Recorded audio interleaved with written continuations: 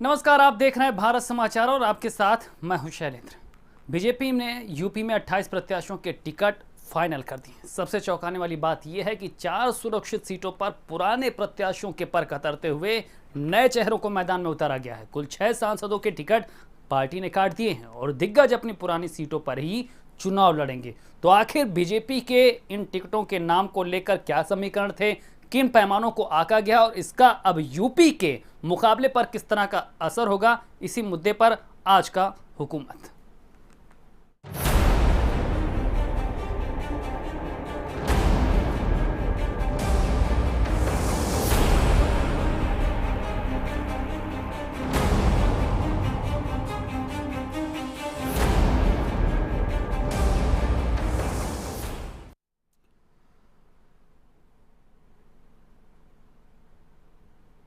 तो गुरुवार को होली के दिन बीजेपी ने प्रत्याशियों की पहली सूची जारी कर दी। दिग्गजों को उनको पुरानी सीट से ही उतार दिया गया तो कई मौजूदा सांसदों के टिकट काट दिए गए। आखिर क्या है समीकरण, देखिए इस रिपोर्ट में।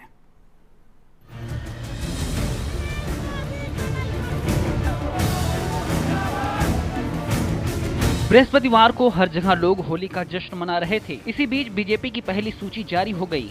जिन सांसदों पर बीजेपी ने फिर से भरोसा जताया है, उनके कार्यकर्ताओं ने तो खूब जश्न मनाया, लेकिन जिनके टिकट कट गए उन सांसदों के कार्यकर्ता काफी मायूस हो गए।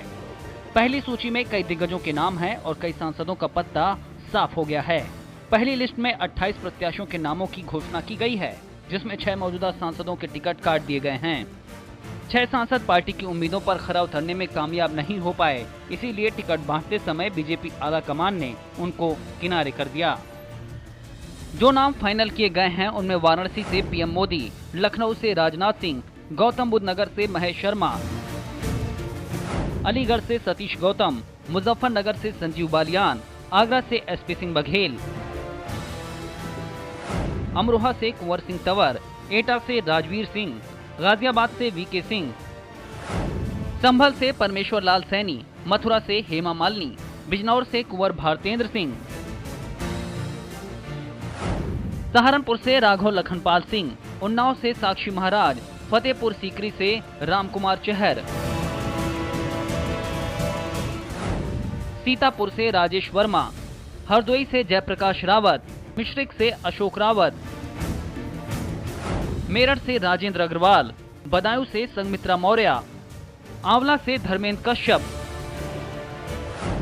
खीरी से अजय कुमार मिश्रा, बागपत से सत्यपाल सिंह, बरेली से संतोष गंगवार, मुरादाबाद से सर्वेश कुमार, अमेठी से स्मृति ईरानी, शाहजहांपुर से अरुण सागर, मोहनलालगंज से कौशल किशोर को बीजेपी ने प्रत्याशी बनाया है। यशस्वी प्रधानमंत्री श्री नरेंद्र मोदी जी, आप वाराणसी से चुनाव लड़ेंगे। भारतीय जनता पार्टी के राष्ट्रीय अध्यक्ष श्री अमित भाई शाह, आप गांधीनगर से चुनाव लड़ेंगे। लखनऊ से आदरणीय राजनाथ सिंह जी, जो हमारे पूर्व अध्यक्ष हैं, वो चुनाव लड़ेंगे। पहली सूची में सभी दिग्गजों को फिर से उसी मैदान से उतारा गया है, जहां से पिछली बार उन्होंने रिकॉर्ड मतों से जीत दर्ज की थी।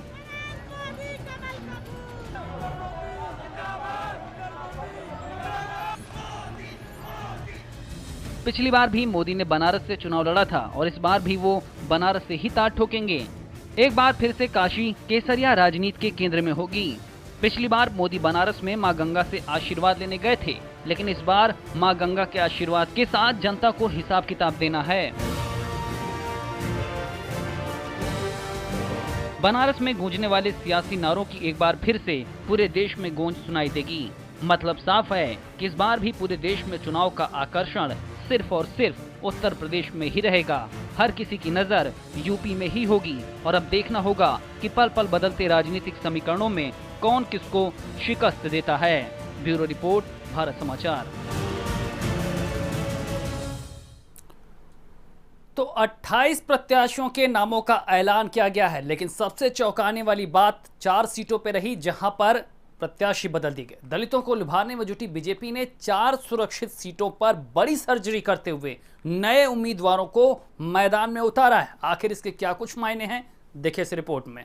यानी कि 2014 में जब मोदी चुनाव प्रचार कर रहे थे तब उनके सामने दूसरे मुद्दे थे और इस बार मुद्दे बदल चुके हैं। पिछली बार मोदी यूपीए सरकार पर हमला बोलते थे, लेकिन इस बार जनता को जवाब देना है। इस बार बीजेपी के सामने कई चुनौतियां हैं। ऐसे में चेहरे क्यों बदले गए और चुनौतियां किस तरह की, देखिए इस रिपोर्ट में।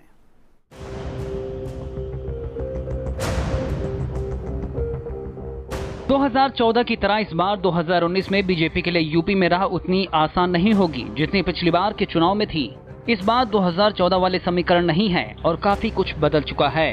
पिछली बार बीजेपी नेता सत्ता से सवाल पूछकर हमलावर हो रहे थे, लेकिन इस बार ऐसा नहीं होगा। इस बार जनता के बीच में जाना होगा तो सवाल पूछने के बजाय सरकार की उपलब्धियां बतानी होंगी और उपलब्धियों के आधार पर ही बीजेपी को जनता वोट करेगी। तो आइए आपको बताते हैं कि बीजेपी के सामने इस बार कौन कौन सी बड़ी चुनौतियां होंगी जिनसे बीजेपी को रणनीति बनाकर पार पाना होगा।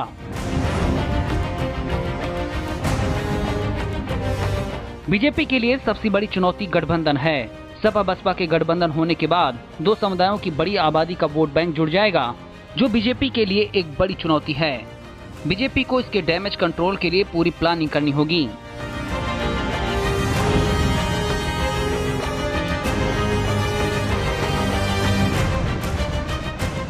बीजेपी के लिए यूपी में दूसरी बड़ी चुनौती प्रियंका गांधी होंगी। पूर्वांचल को बीजेपी का गढ़ कहा जाता है और यहीं पर बीजेपी को थोक के भाव में वोट मिलते हैं और सबसे ज्यादा जीतने की संभावना भी इसी गढ़ में रहती है। प्रियंका के मैदान में उतरने से कांग्रेस के परंपरागत सवर्ण वोटर कांग्रेस के पक्ष में लामबंद हो सकते हैं, जिसका बीजेपी को नुकसान हो सकता है।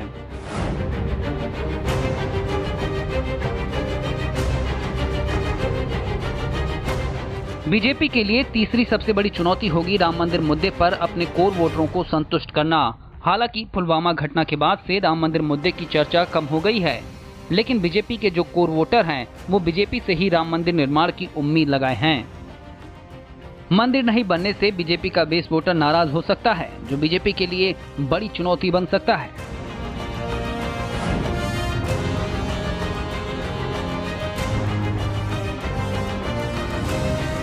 बीजेपी के लिए चौथी चुनौती उसकी ही पार्टी के योगी सरकार में मंत्री ओम प्रकाश राजभर हैं। राजभर कहने को तो बीजेपी सरकार में शामिल हैं, लेकिन आए दिन बीजेपी के खिलाफ कई मुद्दों को लेकर हमलावर भी रहते हैं। अगर राजभर ने इसी तरह से चुनाव तक माहौल बनाए रखा तो राजभर बीजेपी की किरकिरी कराएंगे और इससे बीजेपी को नुकसान भी हो सकता है।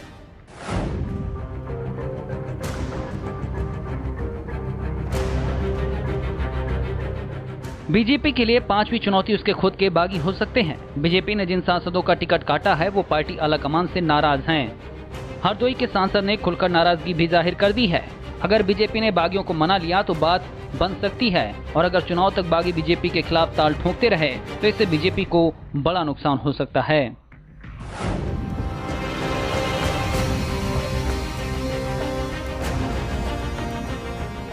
बीजेपी के लिए छठी चुनौती है कि वो इस बार सरकार में है। इस बार बीजेपी को सरकार से सवाल नहीं पूछना है, बल्कि जनता को जवाब देना है। 2014 के चुनाव में बीजेपी ने आक्रामक रुख अख्तियार करते हुए यूपीए सरकार से सवाल पूछे थे और मजबूत सरकार देने का वादा करके सत्ता में आई थी। इस बार सवाल पूछने के लिए बेरोजगारी जैसे मुद्दों पर जनता के सवालों के जवाब देने हैं। हालांकि एयर स्ट्राइक के बाद मोदी सरकार ने जनता के बीच में एक अच्छी छवि भी बनाई है और इस बात का संदेश भी दिया है कि मोदी के नेतृत्व में देश सुरक्षित हाथों में है। लेकिन इन सब के बीच सरकार 5 साल पूरे कर चुकी है। अब उसको जनता की अदालत में जाना है और जनता ही फैसला करेगी।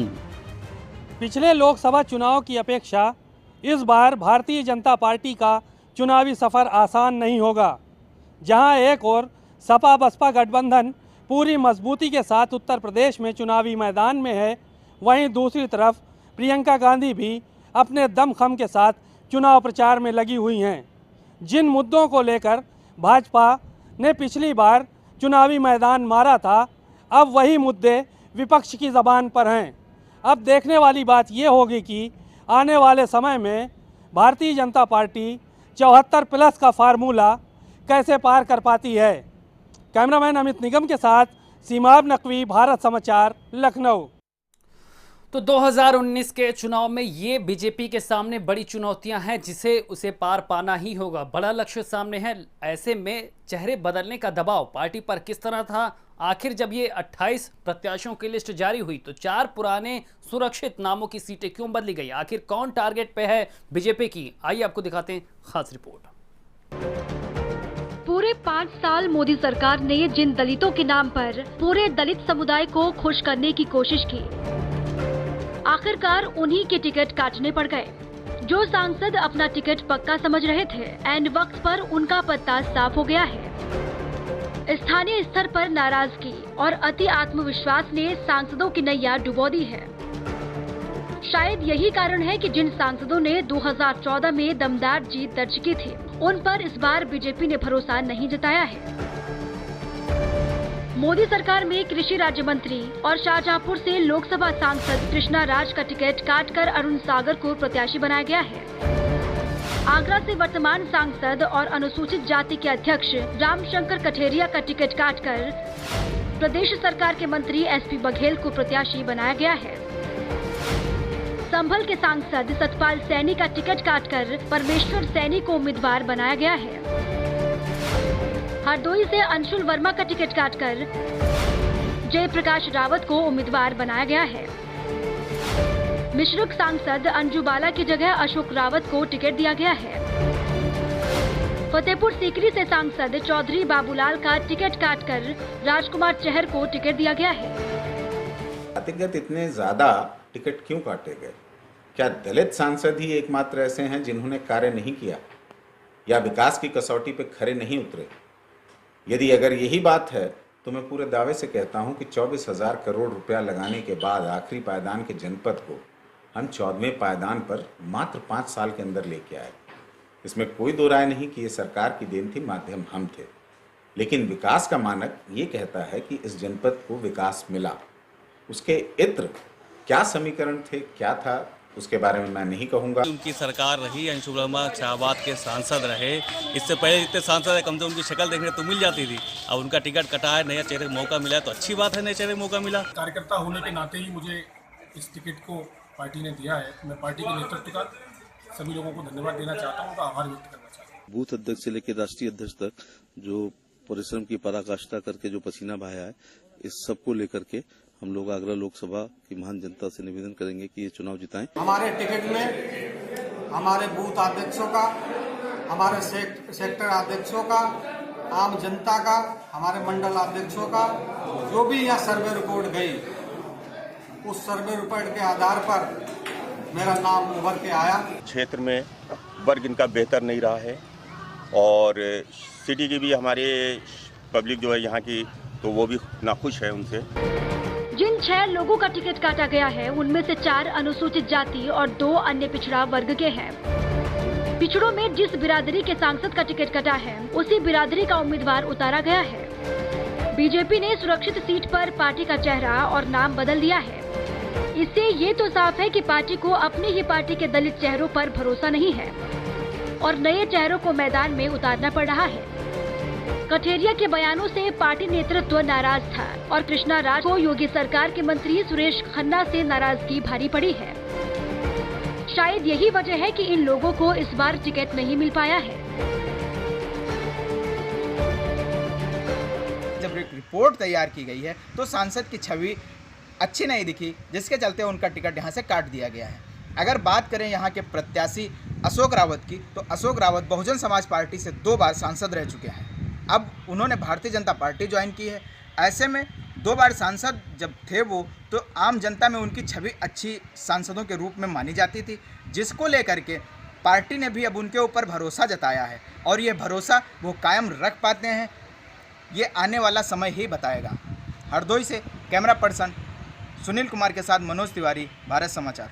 ब्रक्षेद की महत्वपूर्ण समझे जाने वाली आगरा लोकसभा सीट पर मौजूदा सांसद डॉक्टर रामशंकर कठेरिया का टिकट भारतीय जनता पार्टी ने काट दिया है।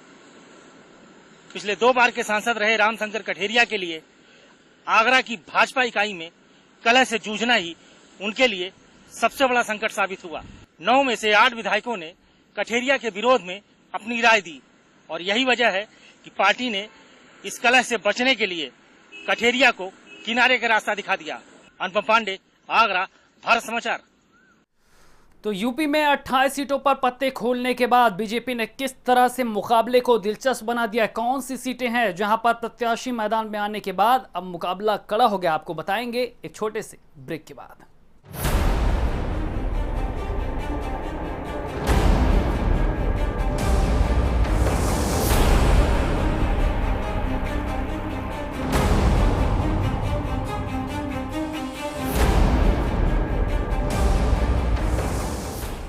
तो मुजफ्फरनगर में इस बार फाइट काफी टफ हो चुकी है। बीजेपी ने जहां पुराने चेहरे संजीव बालियान पर भरोसा जताया है, तो वहीं गठबंधन की तरफ से चौधरी अजीत सिंह बालियान के सामने ताल ठोकेंगे। किस तरह से ये लड़ाई दिलचस्प हुई है, देखिए इस रिपोर्ट में।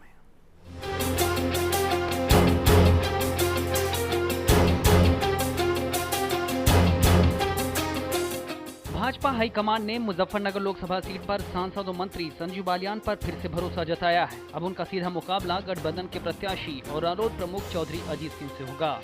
संजीव बालियान को पिछले 5 साल में किए गए विकास कार्यों और संगठन में अच्छी छवि के चलते फिर से टिकट मिला है, लेकिन पिछली बार के मुकाबले इस बार मुजफ्फरनगर में फाइट काफी टफ होगी। सपा बसपा और रालोद का गठबंधन पहले ही हो चुका था और उसके बाद कांग्रेस ने भी मुजफ्फरनगर में अजीत सिंह के सामने प्रत्याशी न उतारने का फैसला करके मुकाबले को और ज्यादा कड़ा कर दिया है। अब एक तरफ संजीव बालियान होंगे और दूसरी तरफ सपा बसपा और रालोद का गठबंधन होगा और उसमें कांग्रेस की हमदर्दी भी अगर काम कर गई तो बालियान के लिए राह आसान नहीं होगी। मुजफ्फरनगर लोकसभा सीट में एक अजब मिथक भी जुड़ा है। मुजफ्फरनगर में भाजपा से लड़ने वाले जाट प्रत्याशी तो चुनाव जीतते रहे हैं, लेकिन गैर बीजेपी दलों के टिकट पर लड़ने वाले जाट प्रत्याशियों को हार का सामना करना पड़ता है। सपा बसपा के गठबंधन में शामिल होकर चुनाव लड़ रहे रालोद प्रमुख चौधरी अजीत सिंह के सामने इस मिथक को तोड़ने की चुनौती है। जातीय समीकरण को साधते हुए बीजेपी ने जाट के सामने जाट, राजपूत के सामने राजपूत और वैश्य के सामने वैश्य समुदाय के लोगों को खड़ा किया है। यूपी का जाटलैंड माने जाने वाले मुजफ्फरनगर में मुकाबला इस बार बीजेपी बनाम आरएलडी हो गया है। चौधरी अजीत सिंह को राजनीति विरासत में मिली है और उन्होंने जाटों के मसीहा के रूप में अपनी पहचान बनाई है। अजीत सिंह के पिता उत्तर प्रदेश के मुख्यमंत्री और देश के प्रधानमंत्री रह चुके हैं। मुजफ्फरनगर लोकसभा सीट पर करीब 16 लाख वोटर्स हैं। इनमें पुरुष वोटर 8,75,186 हैं और 7,13,297 महिला वोटर हैं। मुजफ्फरनगर में 27% मुस्लिम वोटर हैं जो काफी हद तक चुनाव को प्रभावित करते हैं। 2014 के लोकसभा चुनाव में सीट पर 69.7% वोट पड़े थे। मुजफ्फरनगर लोकसभा में कुल 5 विधानसभाएं आती हैं। इनमें बुढ़ाना, चरथावल, मुजफ्फरनगर, खतौली, सरधना की सीट आती हैं। इस समय ये पांचों ही सीटें भारतीय जनता पार्टी के खाते में हैं। 2014 में चली भारतीय जनता पार्टी की लहर का असर मुजफ्फरनगर में भी देखने को मिला था। संजीव बालियान ने सीट पर करीब 60% वोट हासिल किए थे, जबकि उनके प्रतिद्वंदी और बहुजन समाज पार्टी के उम्मीदवार कादिर राणा को सिर्फ 22% वोट ही हासिल हुए थे। संजीव बालियान ने कादिर राणा को करीब 4 लाख वोटों से हराया था। इस बार सपा बसपा और आरएलडी का गठबंधन है और संजीव बालियान के सामने अजीत सिंह मैदान में होंगे। मुजफ्फरनगर का दंगल इस बार काफी दिलचस्प होगा क्योंकि 2 दिग्गजों की प्रतिष्ठा दांव पर है। ब्यूरो रिपोर्ट, भारत समाचार। तो मुजफ्फरनगर में महामुकाबला है, लेकिन यूपी की सियासी जंग में मथुरा की सीट से स्टार वार्स होने की भी पूरी उम्मीदें बढ़ गई हैं। बीजेपी ने यहां फिर से हेमा मालिनी को टिकट दिया है, तो सूत्र बता रहे हैं कि कांग्रेस यहां से हरियाणा की चर्चित डांसर सपना चौधरी को मैदान में उतार सकती है।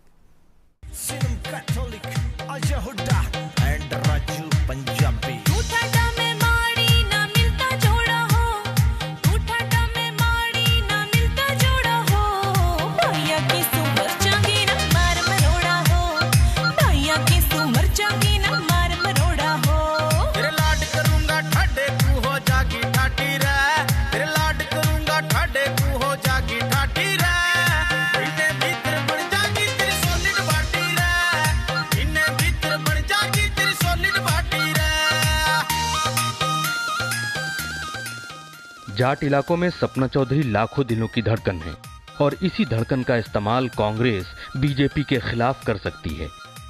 अगर सब सही रहा तो मथुरा में बीजेपी की ड्रीम गर्ल हेमा मालिनी को सपना चौधरी चुनावी मैदान में टक्कर दे सकती हैं। अगर सपना चौधरी राहुल गांधी की टीम से मथुरा की सीट पर चुनाव लड़ती हैं तो मुकाबला काफी दिलचस्प हो जाएगा, क्योंकि सपना चौधरी का जाटलैंड में जलवा सबसे ज्यादा है।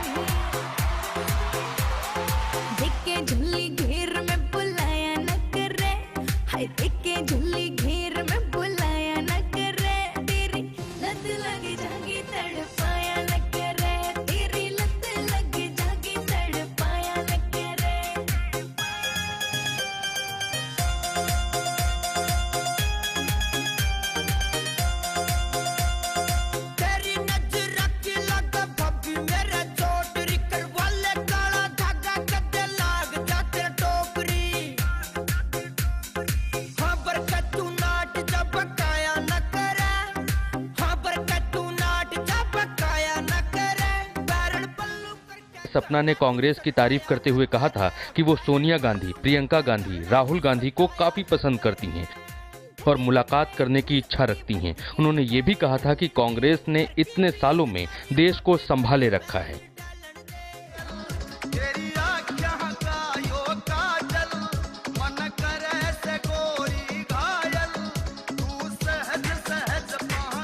सपना चौधरी बिग बॉस से पूरे देश में अपनी पहचान बना चुकी हैं। अब राजनीति में हाथ आजमाने की भी तैयारी कर रही हैं। ब्यूरो रिपोर्ट, भारत समाचार।